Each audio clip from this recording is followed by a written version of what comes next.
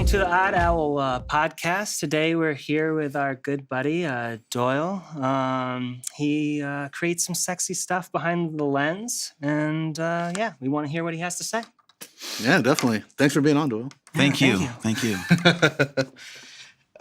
One thing we really wanted to get into, just main reason I wanted to have you on here, is your experience definitely dwarfs all of us here. Like, you've been doing this longer than us. Whoa. All right.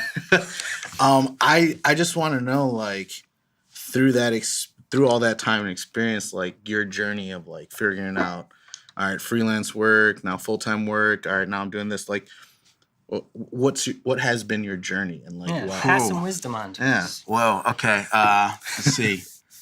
So, how far do I go back? All the way. So, when I was a child, I always was like really into art, and I would always draw. My stepdad was a graphic artist. He was like a commercial artist, so I would learn, the perspective stuff at a really early age, and then figure drawing and stuff like that. And then as I grew up further, I started getting into reading and writing, and then some painting. So I was always really into that kind of stuff. Then I decided to like get into, recording video and editing, stuff like that. What brought you to decide that? Like, because it seems like you're playing with a lot of different mediums when it comes to art. Well, I didn't really truly make that decision until a little bit later. I was definitely in college. I was still into like the studio arts. Okay. When I first started college, and then one day I was like, I kind of want to make a living after college. That's why I switched too. I was just like, oh man. So I was like, being an artist is the dream. I kind of want to do, because I saw these great paintings and stuff, and it just didn't seem like I was. When it came down to, I wasn't like that into it where I'm gonna like paint for a living. But so I was like, well, art is what I do. So what can I do? Mm-hmm. And I've always been really interested in film and editing and storytelling and stuff. So then I watched like Pulp Fiction and all that stuff when I was like in high school, and it kind of dates me a little bit, but so I watched Pulp Fiction, and it like blew my mind. I started going to movies all the time. I would always watch like these movies over and over, like Die Hard. I watched Die Hard like 1 billion times. I used to know like every single line. I watched Spaceballs. Ooh. Yeah, Spaceballs. So hold on. On your website, you have a quote from Die Hard. That's right, I do. I want you to tell us what the quote is, but then I want to say, do you consider Die Hard a Christmas movie? Oh, wow. So the quote was... Now I have a machine gun. Ho, ho, ho. By Alan Rickman, right? Yeah, Hans Gruber. The late, great Alan Rickman. Yeah. And now, is it a Christmas? I mean, it happens on Christmas. Yeah. Do you watch it on Christmas time? I didn't watch it this year, but last year I did. I was home visiting my family, and my mom said, "Hey, let's watch a Christmas movie," and I really pushed for Die Hard. Same. I always there's 3 movies I push for: Die Hard, Gremlins, and Home Alone 2. That's all I ever want. The ones that are like on the fringe, like or Batman. most. Batman Returns. Yeah, that's the one with Danny DeVito, Catwoman. That happens during Christmas. Huh. There's so many out there. Yeah, also like Nightmare Before Christmas is also a contested one too. Like, Kiss Bang Bang. Yeah, there's a couple of That's contested great. Yeah, ones. those are all. But It's nice to not be a Christmas movie. Yeah, where that's not the main intent like, of the story. Like be It's good, it's be good backdrop. to each other. That kind of just wants to do that. Yeah. So continue. Yeah, you're watching Die Hard. So I watch. So I was talking about watching all these movies: Die Hard, Spaceballs, Tombstone, True Romance. I used to watch classics, man. These are great. These are movies I watched over 100 times each. Oh, Reservoir Dogs. Yes. Yeah. So then you're a big Tarantino guy. You like action. I like his earlier stuff. You know, like 90s, his 90s era. That's what I really like. That was Tarantino at the height of his powers, man. I mean, I do like Django. But like Yeah, he's still got it. Hateful Eight was a little. Really? Oh, I liked Hateful Eight. Yeah, It was- I would say I liked Hateful Eight. It's But then not- again, I would I'm say looking at it's- it through a different eye. Yeah, I would say for someone who loves his old school stuff, it's definitely like a little divergence. Yeah. But it's still got his heart where it's like, no, yeah, that's a Definitely. Tarantino film. That is Tarantino for sure. That's lots of awesome. On dialogue. steroids. That- Yeah. I'm glad you're bringing up like all these old school movies that you just religiously watch, because I was just watching a Hollywood Reporter roundtable with like all the Oscar nominees for directors, and it was Spike Jonze. He said that he watches like old school movies that he loved growing up. Anytime like he's got a new script or new film, he's like, oh, this is that style of movie, I'm gonna watch all these old school. Like for Inside Man, I think he said he watched God, was it Raging Bull, like over and over and over, stuff like that. And he just said, he's like, yeah, that's how I get my inspiration to like do these movies. Like they nailed it already. Like Yeah. they did it perfect. go Like, ahead and- let me just make my version of that. Yeah. Do you kind of feel that you find directors or movies that you want to emulate in your own work? Yes, I do. Absolutely. I always believe in like there's that idea that there's no idea has never been made already. So like if I was able to just completely blatantly rip somebody else off and do it well, then like there's no, what's wrong with that? True. You know? Yeah, definitely. Rather than trying to bog my brain down with trying to come up with something new. But yeah, definitely. Yeah. So, I mean- so you're saying you got bit early in like high school when it came to movies. Like that's Yeah. kind of where it clicked for you. It's just like, this is my world. This is the that's stuff that I definitely- love. that's certainly something that I could enjoy doing for a long time. Would you say there was like a moment that it just hit you where you're like, this is it. This is Well, yeah. when you want to make money. Yeah. I mean, Well, but this industry, you're not guaranteed to make money. absolutely No, not. that's Absolutely true. not. Yeah. But it's just something that like that I could pursue passionately or hopefully passionately. And It was something And, that fulfilled you. yeah, for sure, definitely. What- But what- like that moment, you're talking about that moment. I don't know. I think like when I first really like started getting serious about like watching these things, like is around when I saw Pulp Fiction. Like I totally saw that movie going in blind. I didn't know what it was about or anything like Those are that. the best. Yeah, I was like, well, That was it's before a- trailers it's a ruined Friday, all yeah. movies. it was like a Friday, and I was like, well, I'm not doing anything, so I'm just gonna go to a movie. And I saw the big poster, I was like, well, it's rated R, so it can't be that bad, right? So then I saw that, and then like I can't remember if it was like right before that or probably right after that. I saw Desperado. Oh, Yeah, yes. I was just Robert like, Rodriguez. Yeah, it was super fun. But yeah, so maybe around then is when it like really started clicking. Like this is something I truly enjoy. Okay. What part of it do you enjoy the most? Because like for as long as I've known you, like pretty much all things video, like I've yet to come across something that is like, oh no, I haven't done that, or I don't know how to do that. Like you film, you light, you edit, you color grade. Like what part of that process that kind of did you gravitate towards? Or it's like, I mean, yeah, I want to do this. definitely like working behind the camera, like operating it, learning about lenses and different codecs and all that nerdy stuff. Yeah, But, definitely. Yeah, all the technical nitty gritty. yeah. So yeah, definitely the camera. I can edit. I do edit all the time. It's just not my preferred thing. I kind of like. You just do it out of necessity. Yeah, I'd rather be able to push that on to somebody else and do. Yeah, but, yeah. But someone's got to do it. So Yeah, you for so you sure. love the production side of it. Yeah, like being absolutely. there Like, in yeah. the moment, make sure you're capturing it on like yes, like picking things up, moving things, and setting things up, and yeah. So you're like a hands-on kind of guy. Yeah, for sure. I don't like. Alright. I don't really like sitting down. I just get all antsy and So bored. And going back to like one of your like, I looked around and tried to find the oldest video I could find that you worked on. jeez, whoa. And the earliest one I could find was on Facebook from 8 years ago, Ooh. and it was a trailer for the movie Creep. Oh, And this video was actually pretty cool. There was no dialogue. It was all like sound, and it was all building up. So it was pretty cool. It was interesting. And I wanted to say like you were one of the credits was that you were a producer. But like, what else did you do? Tell me a little I bit mean, about. I was that. mostly the camera operator, DP on that one.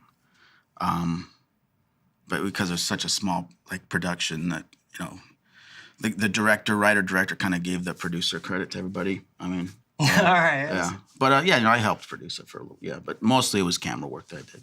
Okay. All right. But yeah, that was like the earliest thing I could find. Wow. You impressed though? Yeah. Do Wow. you remember that? Oh, definitely. Yeah, definitely. yeah. Don't worry, we'll bury it out of their archives and showcase it Yeah. on the podcast. It'll be on a nice little video screen while you're Oh, talking. yeah, Don't worry. we'll send a link to it. But yeah, it's That's an interesting. That's what you came up with. Yeah. I mean, I guess I'm glad that it was that and not something else. All right, like what? What don't you want us to know about? You got some stuff on some Yeah. DV tapes that have never been logged, huh? Yeah, they do. I mean, I actually threw those away at some point because I'm not a hoarder, so I just get rid of stuff. Maybe I should have kept, but like art school shit, Yeah. like stupid. I saw my reel, like my first reel. Isn't that fun to go back and look at? I had to like whip it together in like a weekend, and it was just like, it was 30 seconds of black, and then but there's like this weird droning sound, and then it kind of like fades into this like time lapse of clouds, and like, oh, stop, and it like went on for like 3 or 4 minutes. It was brutal. But so there's like another little feature that I'd done around that time that was like really bad, but I don't want to say which one it is. All right, yeah. Okay, well, But tell me what was bad about it. Yeah. Tell me what was bad. Too much Okay, so detail. like filming it, like the director seemed a little bit like he was doing everything. So he was directing it, he was writing it, he was producing it. It wasn't even micromanaged. It was just like so small that somebody had to do it, and that was all him. Oh, all right. So like, So overworked. I remember, he was Alright. trying to do it, like his notes for the script were like, they weren't even in a binder anymore. So he would just like shuffle them around like cards and stuff. Ooh. Yeah. Oh. And I remember one day we were there, and I got there like at 8 in the morning or something. I had to go all the way to Forest Park, or where's that by Park Forest?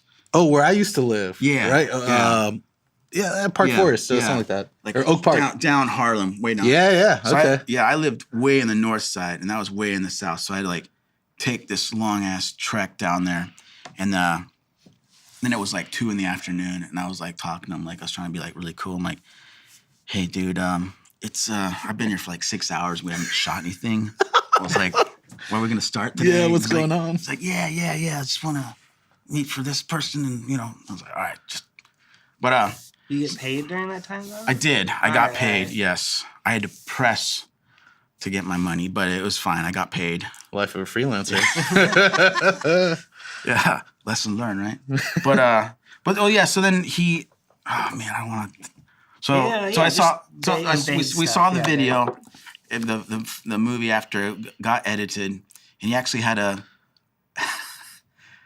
premiere at this theater for it, and there was like a big turnout. I was like, what the fuck? Like, yeah. Who is this kid? Yeah. And we were watching it, and as we were watching, like during the production, it was interesting because there's always a moment, at least during each day, that I thought to myself, that was really cool moment. Like, I'm so glad that it was got performed like that. Yeah. And it was, shot like that. So I was like pretty hopeful, right? But then Hopeful. Yeah, I feel like I know And then where his this is hope going. died. Yeah. yeah, so then we got to the theater, and we're all, everyone's, this whole place is, let's just say it was jam packed. Yeah, people were lining up in the aisles and stuff, right? and so we're watching it, and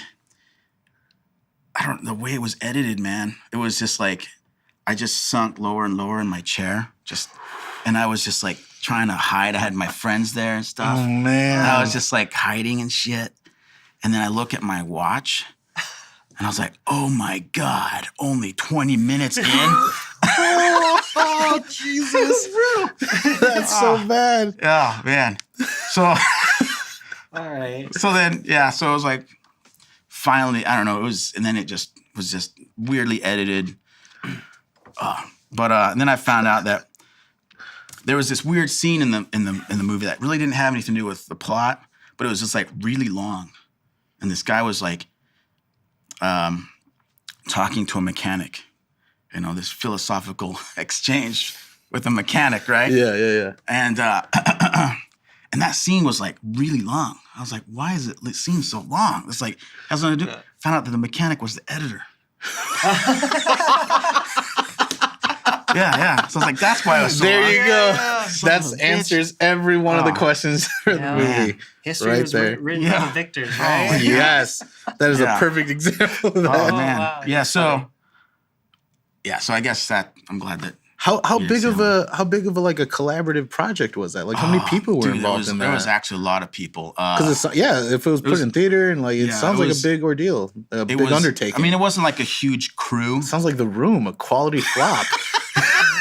I wish it was. Will this be a cult classic in like 10 years? I think so. Yeah, probably. It was so the big. It was a lot of characters, so a lot of different. Like I don't know if it was storylines, but it was just a lot of different characters, and the crew was incredibly small. It was like me. Yeah. Yeah. It was me. Yeah, Me. all the crew Who right else here. was there? Yeah, there's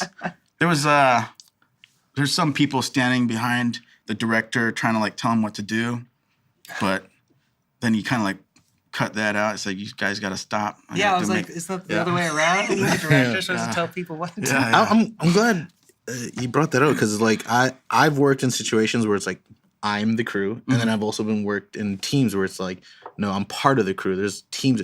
Can you go into that, like your experience of like the difference between like, all right, I'm the lead, one and only crew man, I got to make this work, versus like, all right, I have a team of people. This is what I'm capable of now. I mean, I definitely like more of the team environment, you know, especially if it's like people that you really have fun working with, you know. Everybody kind of has their own ideas and stuff, and it always ends up just, even if it's bad, it's still fun and you still enjoy watching because It's the process. Yeah, you're enjoying the process. So I would definitely pick that up over trying to take over and like just do everything myself. Do you see any advantages to doing it all on your own, or do you see more advantages to being in a team? I mean, I guess it depends on what you're doing. If like if you're doing just like a little art project, you know. Last year I was in Utah and I just brought my camera and I just would shoot stuff and then try to edit it together, and it just ended up being like a little art project, and that was fun, you know. Yeah. But I don't feel like you can get very far with something like that, like as far as the size and Scope. yeah, of the project. I mean, It's fun for little creative stuff, side it was, stuff. Yeah, for sure. It was like super, like I certainly intended to. Well, because in the moment, you're kind of letting your intuition guide you rather Yeah. than like, oh, this is planned out, scripted. Yeah, well, you for get sure. to be a little more creative. Yeah, Right? yeah. And then you know, it was like it was good practice for me to like do more coloring. Yeah, color grading. Yeah, so you know, it's kind of like you got to do those, otherwise, you know, when am I going to color? Like, or at least prove the fact that I can color to myself and then to others that I can. So Say you can do it. Yeah. yeah. So just kind of.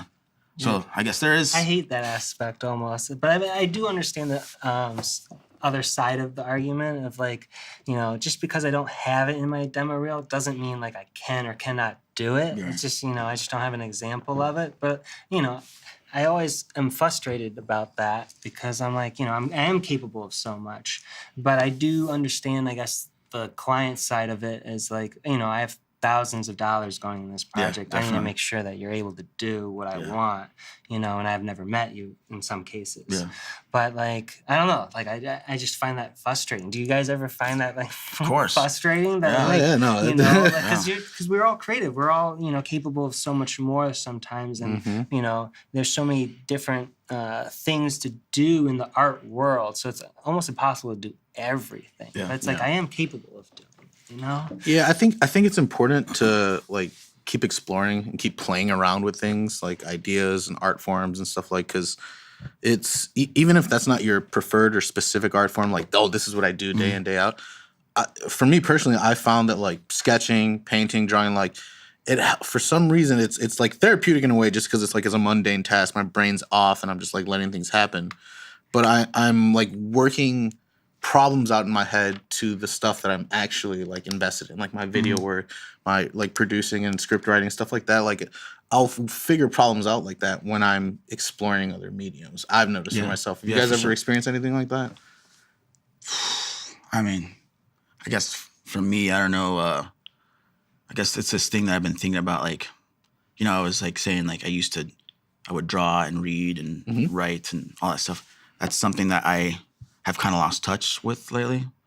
So I need to get back into it, right? Yeah. Speaking about that, I mean, Andrew introduced this to me, and I mean, we might as well just plug it a little bit. There's any Sqaured Studio in Logan Square. It's across from the Revolution Brewery. Is open. Starts at 3 in the afternoon and goes until like 11 in the evening.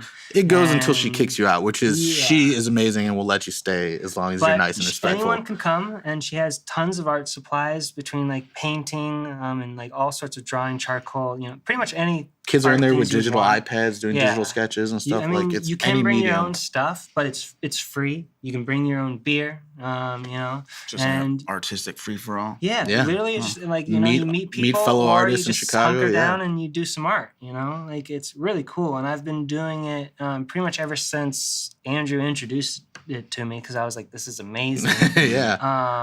You know, it keeps me away from the computer, which is always a good change in things. But yeah, man, you should definitely come check it out. You know, do it. Okay, I will. I'll see you next Wednesday at this art thing. All right. Okay. Wednesday. Yeah, you know, we've had this recorded, so if you don't show up, you know, we got evidence. Yeah, we have evidence. All right. Okay. Wednesday. Yeah, what does your Wednesday look like? It's I guess I'm doing something. No, yeah, exactly. You're doing it with us. All right. Yeah. I'll be there. Sure. We just hijacked, you know. Yeah.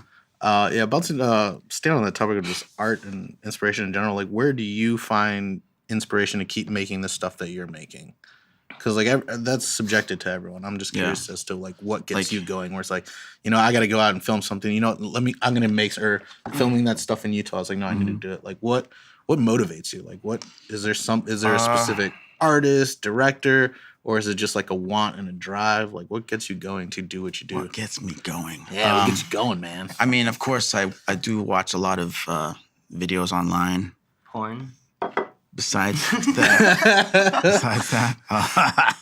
But yeah, I watched a lot of like, you know, commercial stuff, you know, just really just good looking stuff. Time is a motivator, you know, like how so? What do you mean time? Like, I guess, you know, like when you waste it and you just kind of because it's a finite resource to you. Yeah. You don't get that back. One of these days we're gonna go and then we're gonna do finite resource for you. He's not that old. Yeah. No. It's for everything, you know. You still got your whole life ahead of you, Doyle. Yeah. I mean, we're babies. It's just like one. There's gonna be that one moment right before it, right? That I'm like always thinking about, like, shit. What am I gonna think about that last moment? You know. Anyway, that's what I think. Like every time someone is like, you know, life is short. Just take it, and like whether it's food or an adventure, especially sometimes it's like food, and like people always give me shit for like taking the time to like create some like good food or going that extra mile to like you know go read the instructions and like actually create like the meal to like its utmost perfection. Because I'm always like, man, if I walk out in the street and I get hit by a car, I don't want to be like my last thought being like, oh man, that hamburger could have been so much better, you know? Too much tomato. Yeah, or like, you know, sometimes something needs like the time and like, you know, the spices and like, you know, micromanaging, like making sure you're getting, you know, turning it at the right time and whatnot. And people are just like, oh, you know, just do it. Don't set a timer or whatever. I'm like, no, somebody spent like possibly their whole entire life to craft this one, instructions to how to create something. Like, why throw that to the wind? Like, this is perfection. Let's do it. You know, like I said, like, I don't want to die on the street and being like, man, could have been so much better. Yeah, gotta do with what as well as you can. Yeah, so that's your main driving factor. It's like you wanna keep progressing. You don't want to be stagnant. You want I'm I mean, I've certainly better than I was, but I'm definitely not as good as I'd like to be. Well, that's for sure. honestly, that's kind of one thing that drew me to this field specifically was I remember when I was in school, like we had a teacher or professor, you'd say, he's like, there's one thing is like, there's plenty of degrees out there that you can go out, you get your degree, you get your job, and you work that job forever, and you don't have to do any more schooling and learning. He's like, that's not this. He's like, you will graduate school and everything you learned will be outdated in a year or two. He's like, if you want to stay up to date in this industry, if you want to be relevant, he's like, you are 24/7 learning because there's always new technology, there's always new software, there's always a new technique. He's like, if you want to be there, you're going to keep progressing and keep getting better. He's like, and that's really what separates people. It's like some people want to keep getting better and other people are content and then they just fall off and go away. Yeah. I worked at this camera store about 10 years ago, and it was like all the technology was like from the 80s. It was all still set up from like the 80s, and the other employees had been there since the 80s. And then Veterans. Yeah. And some of these guys didn't know how to check their email. I had to teach them how to check their email constantly, like on a daily basis. And then and then the store closed. And then these guys have given their lives to this company for the last 30 years. Because they couldn't keep up with the times. Yeah. Shit out of luck. Things change. It was yeah, you got to be willing to evolve. Brutal. I don't want to do that. That's so funny.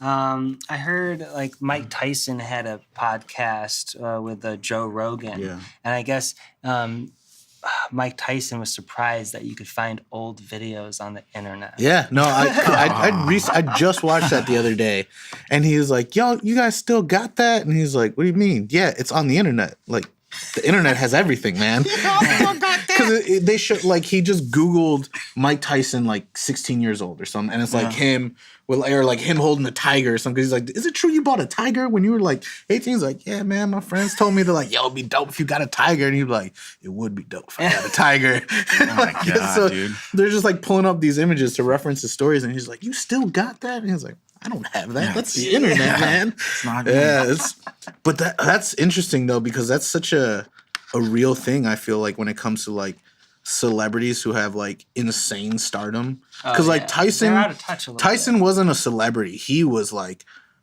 a freak star, where it's just like, because in that podcast, who was Tom Segura? He was like in the very beginning of it, just say hi, and he was making the point that it's like, dude, it's different for Tyson. He's like, we're like. Joe Rogan's got fame. I was like, I have a little bit of fame. He's like, celebrities have fame. He's like, but then there's Tyson. He's like, he came to one of my shows. He's like, and like, he told me, he's like, hey, you have a show tonight? He's like, yeah. He's like, all right, we're coming. And he's like, oh, fuck. He's like, I tell the green room guy, like, hey, Mike Tyson's coming to the show. And he's like, can you get him seats? He's like, oh, fuck, Mike Tyson? Like, all right, yeah. You get him seats. He's like, after the show, he's like, come. He's like, Mike Tyson comes up to me. He's like, come on, let's go to the green room. And like, just takes me to the green room. He's like, I shit you not. A line forms up outside the green room of all the staff and employees to be like, hi, Mike Tyson. Like, oh my God, I'm a huge fan. Can I get a photo? Like, dude, he's just another level of like, and like when you're at that level, like common stuff to you is not normal. I met from the Blackhawks. What was it? Kane? Yeah, it was Kane. Or it was Taze. One of the two. I met both of them, but it was on a shoot and someone brought up Six Flags. I had no idea what Six Flags was. Wow. And I was like, well, that makes sense, dude. You've been playing hockey, and like hockey has been your life since you've been like 5, and you've known nothing else because it's fed you and it's provided for you. Like, why would you need to know anything else? So it's like, I get that. Or same with Tyson. It's just like boxing gave him everything he ever needed. Or like Aziz Ansari had a stand-up bit of 50 Cent learning what a grapefruit was. Like he was able to witness that in a restaurant. Isn't that crazy, man? Yeah. Whoa. What, a grapefruit? Yeah. That's all, yeah. I love hearing crazy stories about the industry like that, just because it gives you like a little perspective and peek. And at least for me, like I love listening to podcasts and interviews of people in our industry and in the Hollywood world. Not because I specifically want to work there, but it's just I love getting like my perspective changed on like, oh, I thought Hollywood was like this, and then you hear like a little story where it's like, oh shit, no. it's totally like this. And then like you realize, like, oh, it's just dependent on like who's running the show and then stuff like that. Yeah. What have you learned like coming up that changed your perspective on our industry? What have I learned? Or like what changed the way you see what we do? Or just our field in general? I mean, I don't know, just doing it, you know. I don't know. What have I learned? Yeah.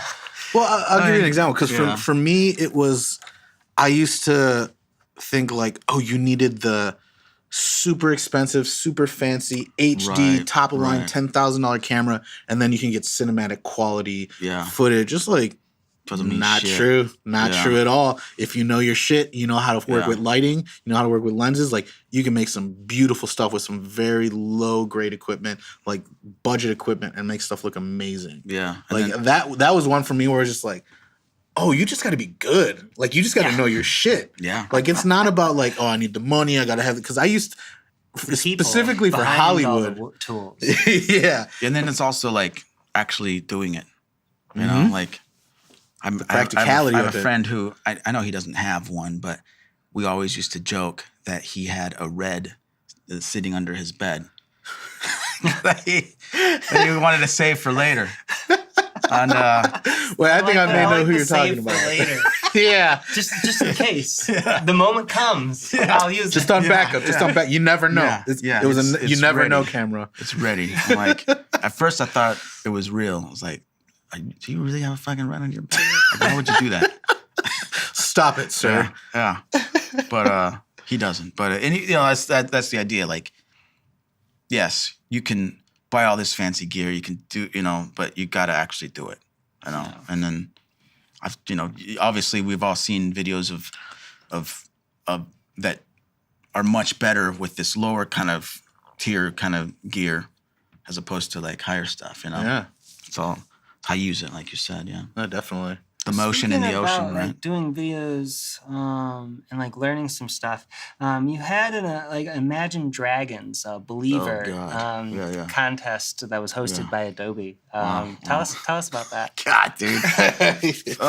So I had just started going freelance. When was this? Jesus, like 2 Almost years 8 ago. Yeah. 2 years ago. 2 years ago, really? Yeah, All right. yeah. It was like right. Yeah, it was like So I had some free time on my hands, right? Yeah. So I was freelance, and I really wanted to just the idea of like really just bogging down and editing someone else's footage, and so I did it, and I finished it and I submitted it and I got no replies. It was really great. I worked really hard on it. I got no replies. I worked really hard on it. So wait, what exactly was this for? So like they had, Imagine Dragons teamed up with Adobe Premiere. Okay. And they would supply footage. It was free to enter. You just download the footage in the project. Yeah. And you just edit to this particular song. Whatever you think. You are the creative director and you have full control. All right. Exactly. Yeah, because I was wondering whether you had, were shooting some of the footage, and I don't know Imagine Dragons that well, so I was like, is that the guy from Imagine Dragons? I don't know. That was actually just random guy. That was actually them. This could just be this random guy. I don't know. But it was them, yeah, and it was the official footage for that contest, and then they had already made an official video for it with one of their buddies that they'd hired or whatever. But I was just one of I don't know how many thousands of people that submitted to it, and do you do that often, or was this a one-off? Just that one that I've done really. Because I know Adobe does quite a bit, when it comes to content or not. Yeah. Or they're contests, but a lot of them are just the way I see them, creative challenges. Mm-hmm. It's just hey, here's a project, and nothing might come from it. But the way I see it is no, but I'll learn something from it. Yeah, there'll be a technique in there that I see someone else doing, and I'm like, I'm gonna take that, and I'm gonna use that in my way. Stuff definitely. like that. That's exactly what I did. Yeah. Nice. I mean, I made it. I try to make it really linear in story. There's a beginning. This particular thing happens, and it just kind of eventually. And then there's in the end of a horror movie when the killer wakes back up and then it goes to Oh yeah, credits. he's not dead. Yeah, it was kind of like that kind of thing. M. Night Shyamalan twist ending. Well, it wasn't that He elaborate. said but, it wasn't that. He's like, I didn't want people to be completely upset. wasn't that elaborate, but yeah. But it was fun. I mean, So you did that when you first transitioned to freelance. yes. Right? So, Yeah, I had. So that was just like a free time thing. Like, I got the time. Yeah. Let's it was use kind of like this thing. creatively. I'm like, I put as much effort as I actually probably like I could have. Like I was like working on it for a long time, like probably too long. But that's I did it that's as a well as real I could. thing though, man. Yeah. Like Well, that's working on good, something too though, long, yeah. Yeah. beating it to death. I'm just- very guilty of that a lot. Especially when it comes to like design work. Like I don't know how to walk away from it. Where it's like, no, that's solid. That's good.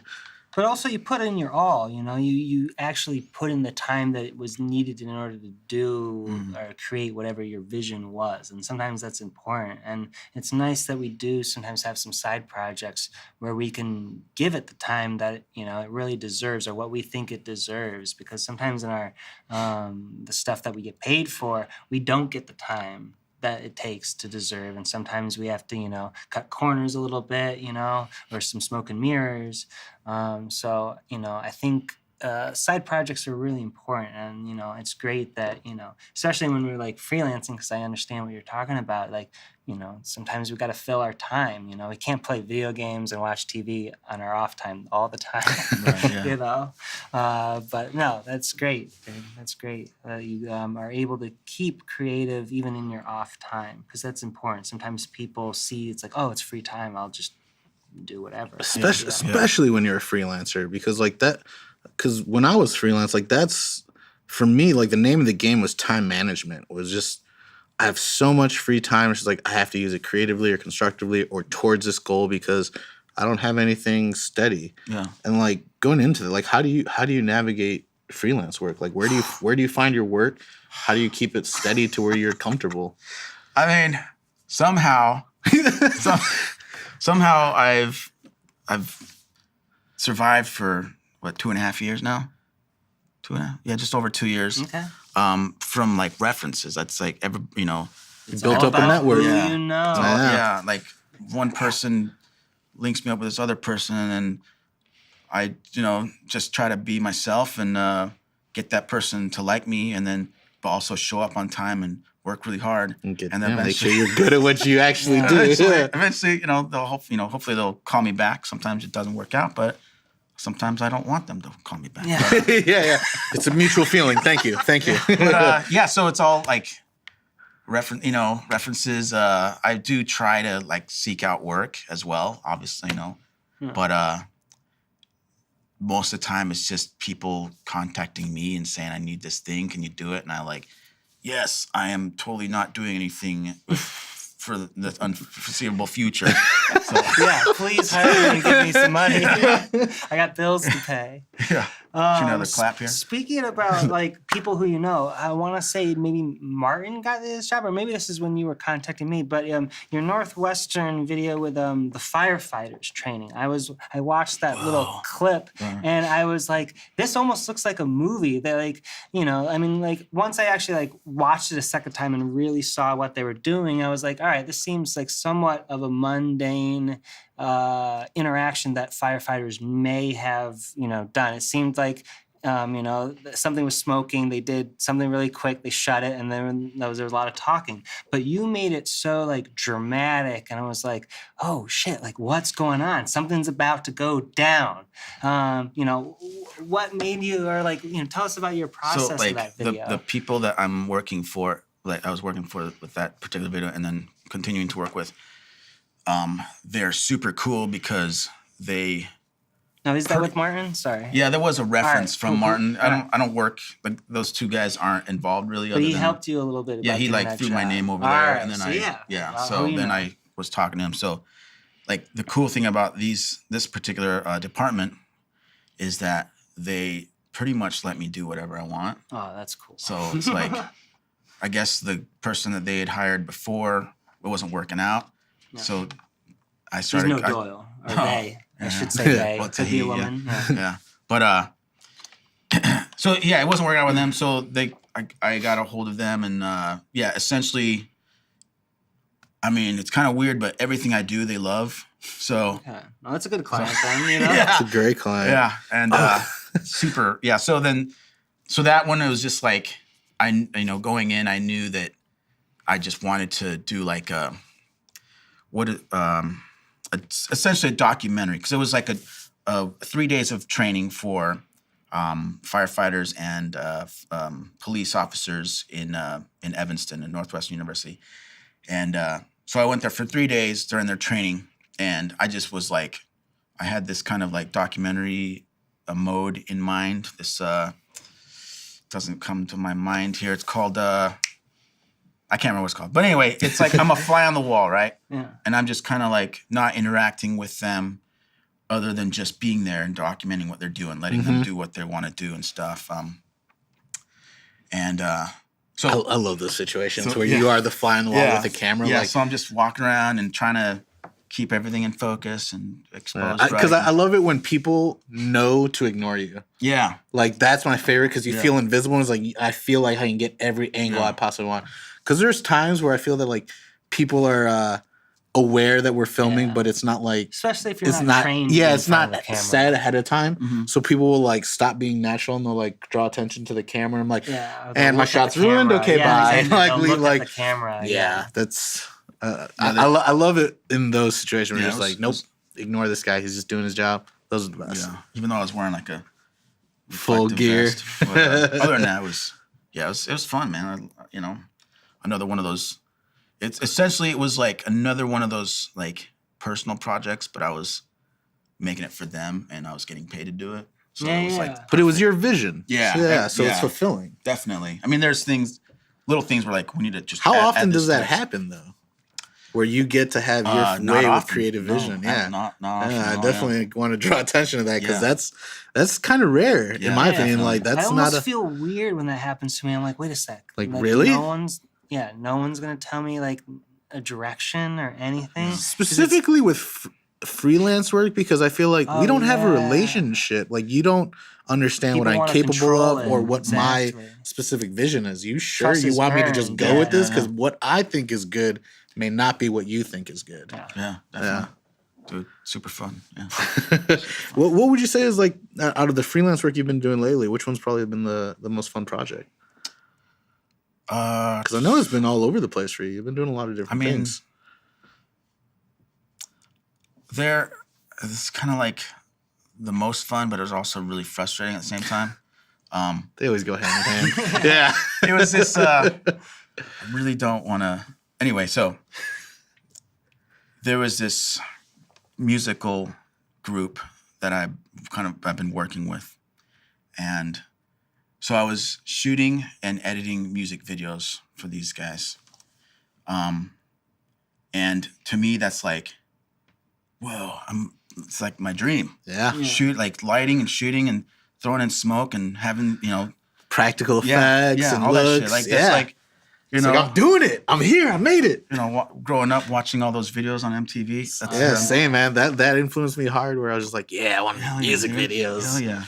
But then also at the same time, I was just like getting a lot of. I mean, I understand. I'm working for a client. The client they're paying me. They want me to do. They want their vision. Yeah, Yeah, they you're want not their an vision. artist. You're, Yeah, you're a tool. You're just doing but so I understand that. But then there's also like to the point where I'm making revision after revision after revision and then like there was one point where I was asked to add like initially I think it was like 3 seconds to a particular shot, and I was like, it was like a part in this.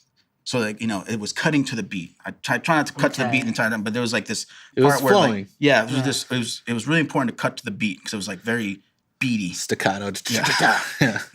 And so if I added more time to this particular shot, it throws off the beat. Yeah. So I was like, telling him like, I could do that, but it's gonna throw everything off. And then the guy's like, oh, can you just do it? Because he wants to be on it a I little don't bit know longer. that so well. And I'm like, all right, fine. But that was just like, that was just one revision of like, I don't know, like 20 total. Ooh. And Jesus. I mean, we're talking like, I was up, like it's like putting my heart and soul into this, like up till 3, 4 in the morning sometimes, you know, just really just hammering it out. Yeah. And then it got to the point where, so it was done in the summer. We're done with that project. Awesome. Comes around, this was probably June. Months go by, October, he wants another revision. I'm like, dude, no, we gotta stop, we gotta move on. You're charging him for revisions, though, right? Doyle. Yeah. I'm glad you asked that, because that's such a real thing, and like it's crazy because I learned. I mean, they'll take advantage of it. I learned obviously. my way of for specifically for freelance for charging when it comes to creative changes and revisions. When I met you, where we worked together, there's a producer there, and I remember he went over this with me very vividly. You remember Omar? Yeah. He just Definitely. It's like, listen, there's a difference between a creative change and a revision. It's like the client gets this many creative changes up until this date, and then after that, they only get this many revisions. It's like after that, it's too bad for them, because like he was really good at making it a point. He's like, no, we can keep changing, but then the quality is going to suffer because you're pushing us back. We won't do that. We won't sacrifice the quality for you, like, because we have a standard. Just the way he put it to me that way, I was like, that's genius. That's all I have to ever say to any of my clients ever. Like, and I took that with me Can you say that one more time? It's just this is how he put it. He said, listen. Yeah, we'll full screen graphic. Yeah, we'll make a little infographic. Yeah. This is your timeline. This is your okay. So there's two types of changes that clients want. There's creative changes and there's revisions. Creative changes means let's change the color palette. Let's change the direction of this story we're telling. Let's change anything that changes the structure of what you're making. That's a creative change.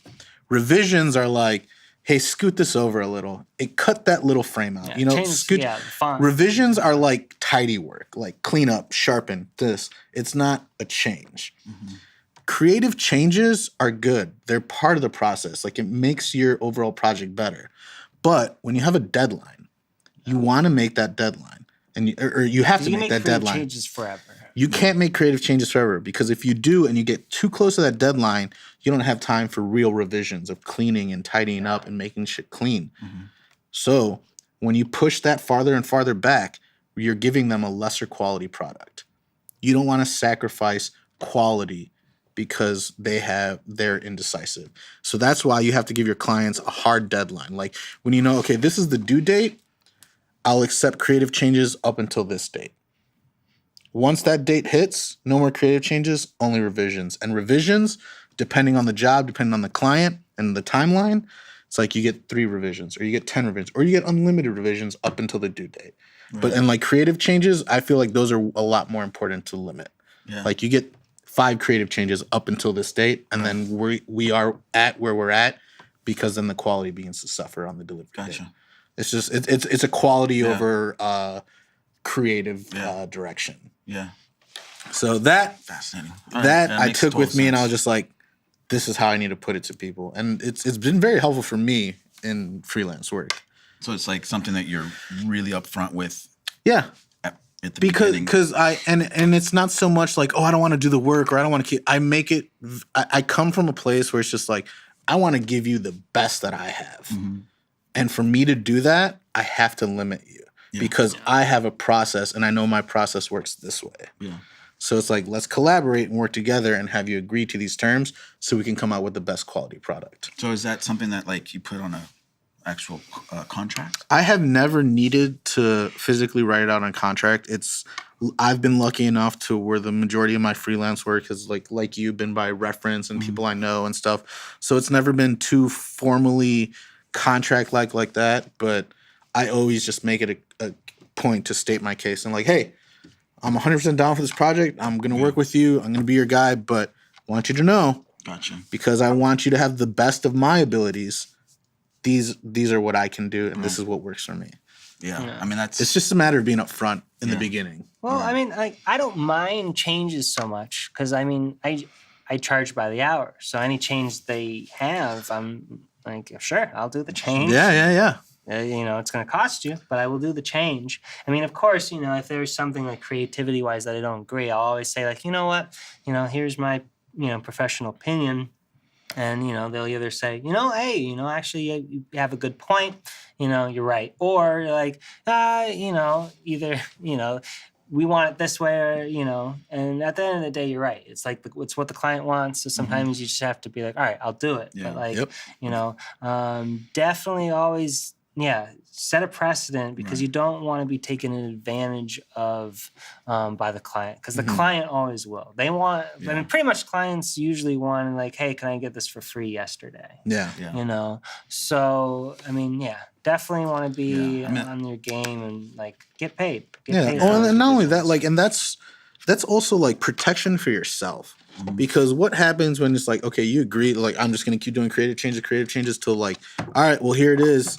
It's not that great, but it's what you wanted. Right. And then when they see the final product, it's what they wanted, but it's still not great to them. They're going to throw that on you. Yeah. They're going to be like, oh, true. well, you know what? This kid's not good because look at this shit. Rather than like, oh, our direction was garbage. Because, clients, it's happened before. Clients are very like, oh, yeah, no, that's my bad. But there are plenty of clients where it's just like, nope, this is the way. And now it's your fault because it's not perfect.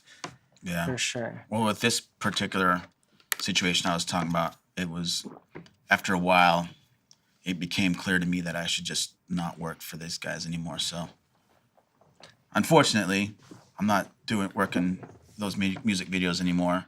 But it was also like, I'm a little bit more sane now. It was like driving me nuts. Yeah, no, I was getting really stressed you understood this is my line. Yeah. And I think I know what music videos you're talking about. I'll have to ask you after the podcast. But yeah. Don't tell anybody. But going outside, I guess, a little bit of like behind the lens. On your profile, you also, I mean, one of the social medias is that only true metal music. So Hail True Metal. Yeah, Hail True Metal. What do you consider true metal? Like who would you recommend? For those that don't know, Doyle is my resident metal head. Metal man. I mean, different bands. I mean, hey. First of all, what's true metal? Just define true metal. Right, well, first of all, that saying that "Hail True Metal" is a phrase coined by the great Randy Blythe from Lamb of God. Okay. So I can't take credit for that. That was him that said it. But so other than that, it's just so Lamb of God, right? Any other bands that I listen to, like Gojira. I listen to a little bit of Mastadon, Behemoth, Tool, of course, Tool. Who else? Architects, the latest ones from Architects are really cool. Flesh God Apocolypse. I like the sound of that. Yeah, just these names alone. I'm like seeing vivid imagery. I'm like, God, I wish these bands look like what their names sound like. And then you like names. There's Decrepit Birth and Cattle Decapitation. Yeah, I heard Cattle Decapitation. I remember you. Good stuff. Good, amazing stuff. Oh, but beyond that, the thing I've been really obsessed over lately. The Beach Boys. Oh yeah, such good shit. All right. So good. All right. No, I mean, there's some definitely classics. Because, I mean, your demo reel, I was like... Oh, man, you guys did your research. When I watched your demo reel, I was like, all right, there's going to be some sick metal track. But there wasn't. Nope. There was no metal track. Yeah. So, I guess, would you say that metal, I guess, has a certain place for you? Or, like... I mean, so metal is, like, I love metal. It's like it's my religion, all right? It's what I prescribe to, right? Yeah. But I understand. Has a religion. I also understand that it is very acquired taste, and I'm not gonna. It's kind of an asshole move to like throw it in somebody's face, just like listen to this Decrepit Birth. Oh my god, yeah. So that's why I chose a more kind of like. I mean, I like the song for the demo reel, but it was just a little bit more catchy, a little less aggressive, a little more for the general audiences. Yeah, something groovy All and right. dancey. But sometimes and, with you the know. demo reel, I feel like, you're also showcasing a little bit about yourself. And Yeah. like, to be honest, like I was really expecting like some metal tracks or some heavy like Yeah, I didn't want to scare. cool I want to. cuts. Yeah, All right. I want to. Was that more was that more like a strategic thing, like I don't want to be typecast as like, oh, I'm the metal guy or the music video guy type thing, or No, I just didn't want to scare anyone. It's essentially what it was, and like because I know that like that music can be kind of scary for some people. So I know. Yeah, I just wanted to be more. Be more. Like commercial, I guess is what I want to. Yeah. Okay. Some corporate. Yeah. The man made you do it just that way. kneel to the man. Yeah. Yeah. Oh god, that's good. It's Jumping. so unmetal. I just want to say. I need to get a job. Right? Yeah, I gotta side with Thomas on that one. That's not very metal, Doyle. I mean, you're right. Maybe I should get a metal Just reel. get a hardcore Dude, metal why reel. not? It's a new year, new reel, new. You're right. metal It is tune. time for new reel. Mine is a little bit old. Yeah. When Not was gonna that lie. created? I don't want 2015. 2015. Oh wow! So All right, but it's very already solid getting on reel. for you. Very, Yeah. I would say it was a very You're the solid one. reel. It was you. Yeah. You I remember you saw it, and you said the cream of the cream. I trimmed it down. I was like, okay. So I trimmed it down, got rid of more shots, and just really kind of Condensed it, tightened it Dude. up. So yeah, it was you. Yeah. Dude, no, I mean, it looked great. Looked great. You edited it for me. You shot it. You edited it and all that stuff. You chose the music. It was all you. All right, there we go. Glad I helped. Yeah. Glad I helped. Oh god. Jumping off of metal music and kind of different industry. Do you have any like heroes or people you aspire to, like outside of our industry? Like, look up to that guy. Like, I want to emulate his work ethic or the way he does what he does or his passion for his something. Outside of film. Yeah. Do you have stuff, anyone like that? I definitely do. They don't have to be alive, and they don't have to be real. They can be Let's fictional see. characters. Feels good. Man, feels let me good. think. I don't know. Fuck, I don't know.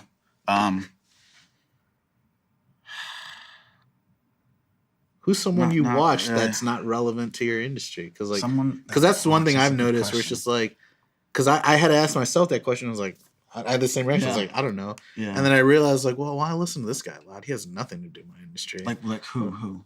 Gary Vaynerchuk. Gary? Yeah. I don't That know. guy's he's just a CEO entrepreneur. That guy's just Gary V. Gary V. Okay, I've heard of him. Yeah, he's just crazy ambitious, crazy passionate, and like he's all about the work. It's like quantity over quality because quality is subjective. Mm-hmm. It's just like I have so many of his videos just saved because it's just like it's a lot of things I've told myself over the years. But I was like, I'm just being arrogant and just ego, and then I hear him say it, and then it's like, well, he's kind of validation because he's doing it. Like he's crushing it in his world. Like, I'll have to check him out. Yeah, check him out. I've certainly heard his name, and I just haven't really gotten around it. I feel like he's blown up quite a bit in the past few years on social media, just because like he's a smart dude. Like he's really good at like gauging markets and seeing where things are going, and then jumping in there. But his whole philosophy is like he loves losing. He's like I love being wrong. I love losing. Well, He's you like, learn the most. Though, he's like right? because one, you learn the most. He's like because if you're really passionate and hungry, like you're like cool. I needed that L because you know what, I fucked up. I'm gonna eat that, but you know what? I'm gonna come back 10 times harder because I'm not losing like that again. Like you're hungry, you got passion. It's just like that. Dude, he just gets me riled up where I'm like, yeah. Why am I bullshitting myself?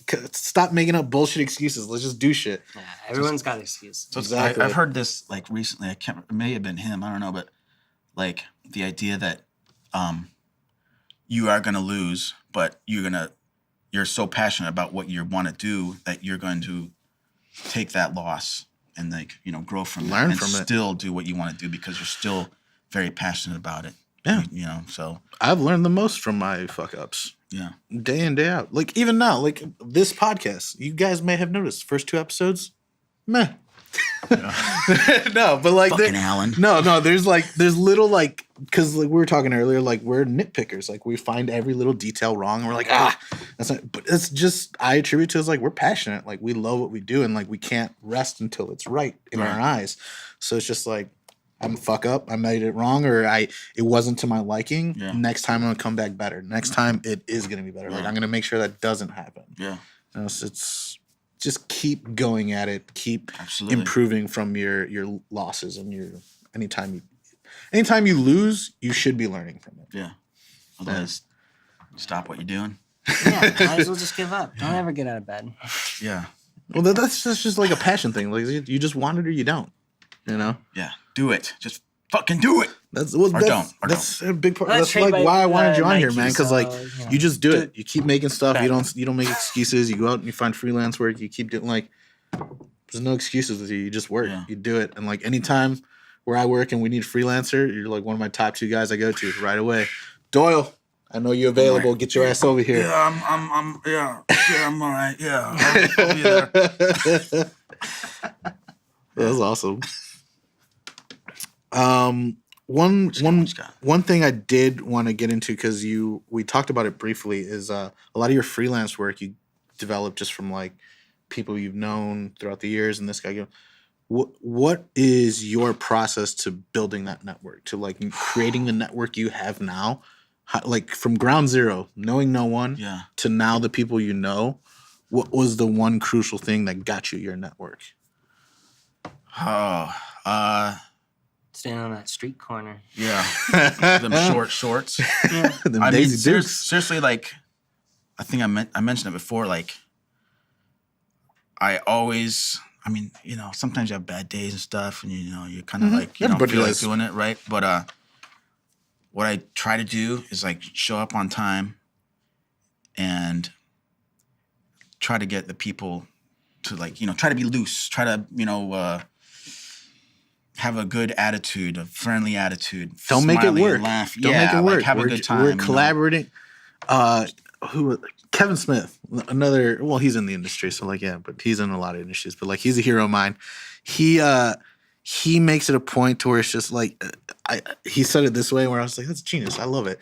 Like he gets on set because he directs like all these CW shows, and he's always very adamant. He's like, they don't fucking need me there. He's like, that show runs on itself. He's like, I'm just a cheerleader. He's like, I go there. I'm like, great take, guys. You guys nailed it. Like, you guys are fantastic. He's like, I'm just a big cheerleader. He's like, my big thing that like I try to bring to the table for them is like, you know, these guys do this day in, day out. He's like, it doesn't always feel like, oh, I'm an actor. I'm killing it. I'm doing amazing work. So eventually, like, they hit lows, and he likes to be like, hey guys, like, sit him down. I was like, we're gonna fucking play pretend all day today and get paid millions of dollars to do this shit.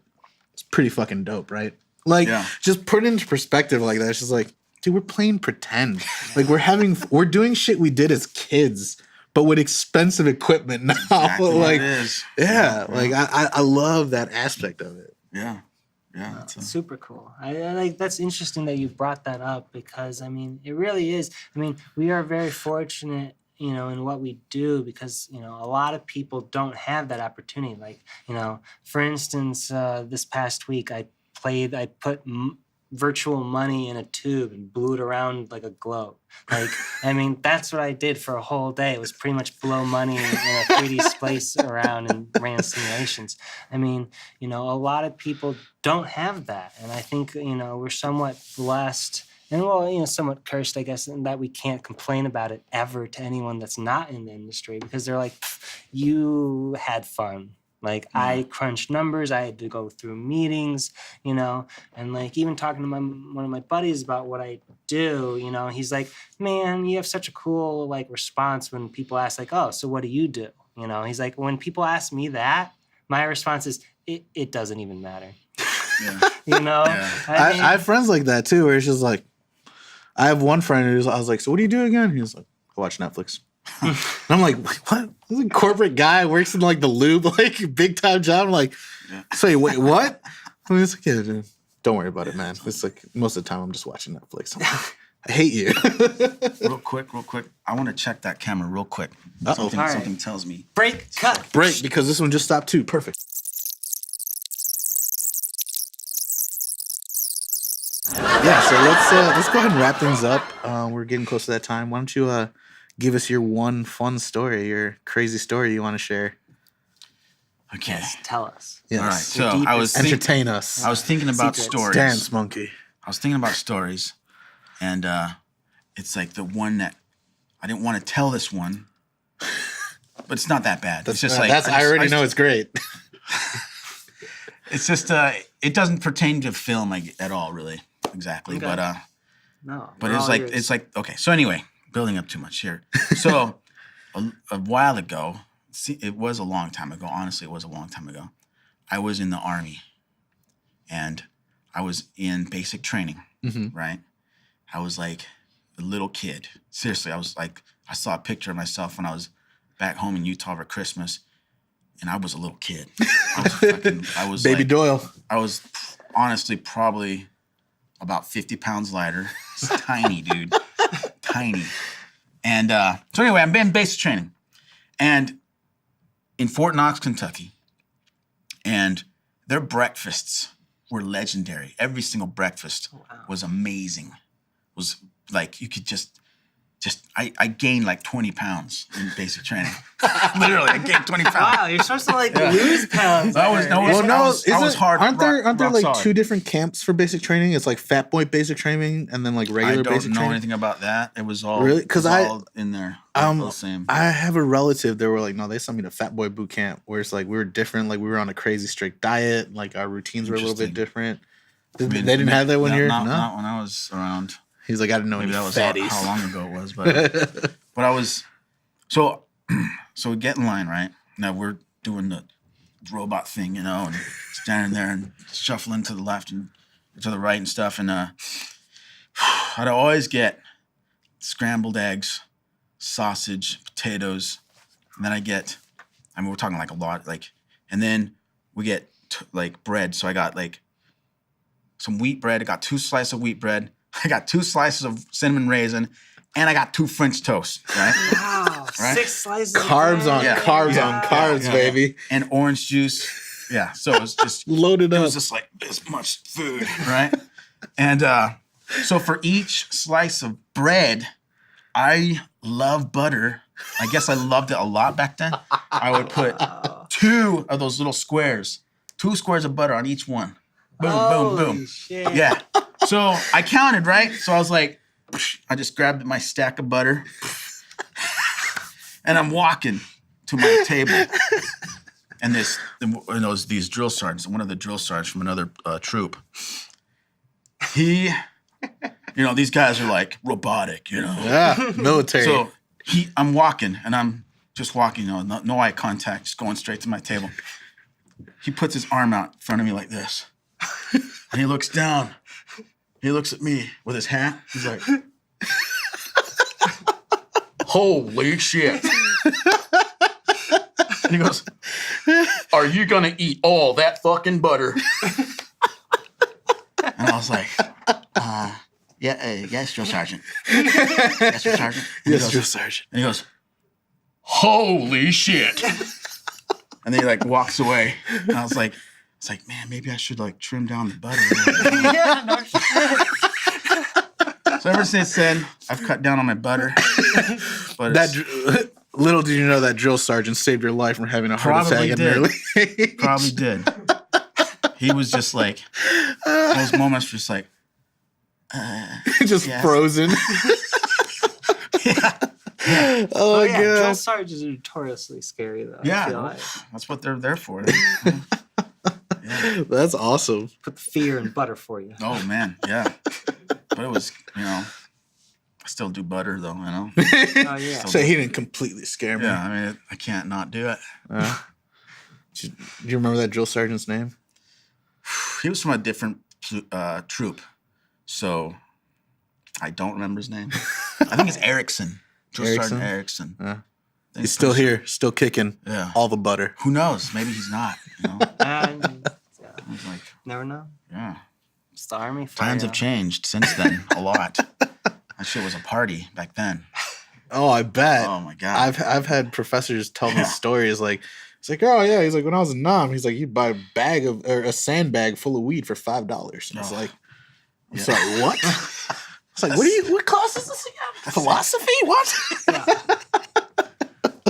I wasn't back in Vietnam, but yeah. Not that old. Not that old. Yeah, yes. not that old. Not that Oh, that's awesome. Oh, but yeah, thank you for sharing, Yeah, man. thank you for coming on. Yeah, It was Great, super another fun. great episode. Thank you. I think that's a wrap. yeah, it's a wrap. All right. All right, we're out of here. Cool. All right. Okay. Justice.